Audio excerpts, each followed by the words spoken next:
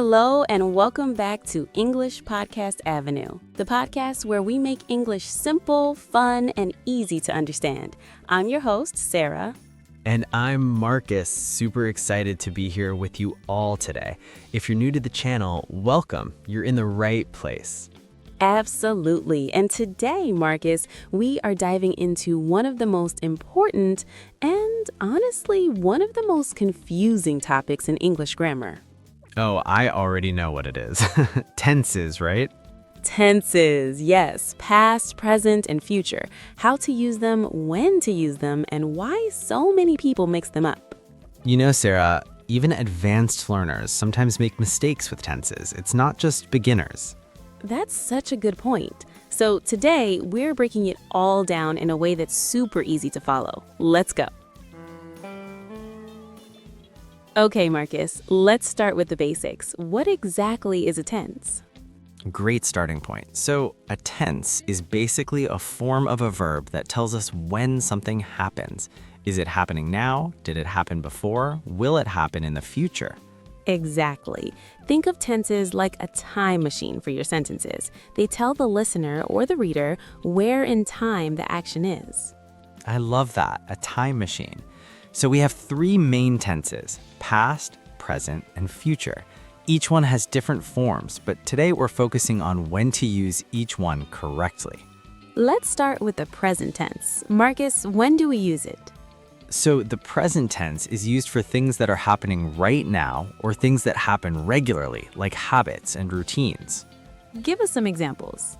Sure, I drink coffee every morning. That's a habit. It's something I do regularly. Or she works at a hospital. That's a fact about someone's current life. And then there's the present continuous. I am drinking coffee right now. That means it's happening at this exact moment. Right, so the difference is simple present for habits and facts, present continuous for something happening right now. Here's a mistake a lot of learners make. They say, I am liking this song instead of I like this song. Yes, that's a classic one. Verbs like, love, hate, know, understand, these are called stative verbs, and we usually don't use them in the continuous form. So instead of I am knowing the answer, you say, I know the answer. Simple and clean. Perfect. Okay, so present tense, facts, habits, and things happening right now. Got it. Now, let's move back in time to the past tense. I love how you said that. Let's move back in time. Well, that's what we're doing. So the past tense is used for actions that already happened. They're finished, they're done, they're over. Like, I visited my grandmother last weekend. That happened, it's complete. Exactly. Or, he called me this morning. Done, finished, past. Now, the simple past is usually formed by adding ed to the verb, right? Like walk, walked, talk, talked. Yes, for regular verbs, but English, of course, loves to be complicated, so there are irregular verbs too. Of course there are. So instead of go, goed, it's go, went. Instead of eat, eated, it's eat, ate. And learners have to memorize those, unfortunately. But the more you read and listen to English, the more natural they become. Absolutely. Now there's also the past continuous, which is used when something was in progress at a specific time in the past. Like, I was watching TV when she called me. So I was in the middle of watching TV and then she called. Perfect example. Two things. One was ongoing, watching TV, and one interrupted it, the phone call. And there's the present perfect, which connects the past to the present. Ooh, the present perfect. This one confuses so many people. It really does. So the present perfect uses have or has plus past participle. Like, I have visited Paris. It means at some point in my life before now, I went to Paris. The exact time isn't important.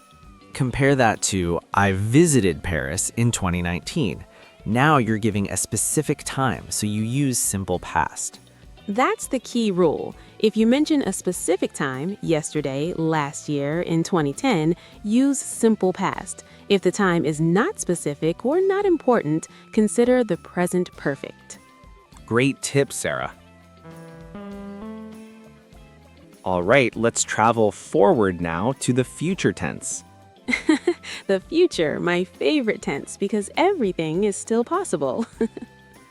That's a great way to think about it. So in English, we have a few different ways to talk about the future. The most common one is using will, like I will call you tomorrow, or it will rain later. We use will for predictions, promises, and decisions made at the moment of speaking. Like someone asks you, "Can you help me?" And you say, "Sure, I will help you." That's a decision made right now. Then there's going to, which is used for plans you already made, or when you can see something is about to happen. For example, I am going to study English tonight. That's a plan you already decided before this moment. Or, look at those clouds, it is going to rain. You can see the evidence, it's clearly about to happen. So the difference between will and going to is really about timing of the decision and whether there's evidence. Exactly. And then we also use the present continuous to talk about future plans, especially when there's a specific time and arrangement already made. Like, I am meeting Sarah at 3 p.m. tomorrow. That's already arranged. It's on the calendar. It's happening. So technically, the present continuous can talk about now and the future, depending on context. Context is everything in English. It really is. It really is. Okay, Marcus, I want to do something fun. Let's do a little quiz. Common tense mistakes people make. I'll say the wrong sentence and you correct it. Ooh, I love this. Let's go. Okay, mistake number 1. Yesterday, I have seen a great movie. Ooh, okay, so yesterday is a specific time in the past, so we should not use the present perfect. The correct sentence is, yesterday I saw a great movie. Simple past. Perfect. Number 2, she is having 2 cats. Yes, so have, when it means possession, is a stative verb. We don't use it in the continuous form. Correct sentence is, she has 2 cats. Number 3, I will go to the dentist tomorrow. I already booked the appointment. So this is about a pre-arranged plan, already booked. So will is not the best choice here. Better to say, I am going to go to the dentist tomorrow. Or even, I am going to the dentist tomorrow, using present continuous for a fixed arrangement. You're so good at this. Last one, when I arrive, I will call you. Classic mistake. In English, after time words like when, after, before, as soon as, we use the present tense, not future. So the correct sentence is, when I arrive, I will call you. That one trips up so many learners. It really does, because logically you think this is about the future, so I'll use will. But English grammar says no. English grammar loves to say no. So Sarah, let's wrap up with a quick summary for our listeners. Yes, let's do a quick recap.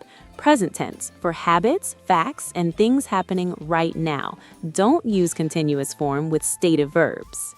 Past tense for completed actions. Use simple past with specific time expressions. Use present perfect when the time is not specific.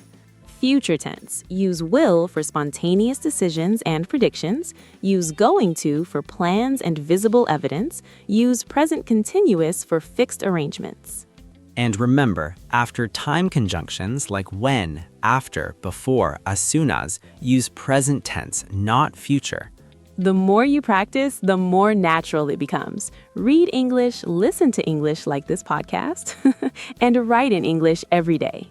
Consistency is key, guys. You don't have to be perfect. You just have to keep going. I love that. Okay, that is all for today's episode of English Podcast Avenue. Thank you so much for listening. If you enjoyed this episode, please share it with a friend who's learning English. Leave us a comment, subscribe, and join us next time for another fun and helpful English lesson. Until next time, keep learning, keep growing. And keep speaking English. Bye, everyone. Bye. English Podcast Avenue. Episode runtime, approximately 15 minutes. Topic: Understanding tenses, when to use past, present, and future correctly. Hosts: Sarah and Marcus.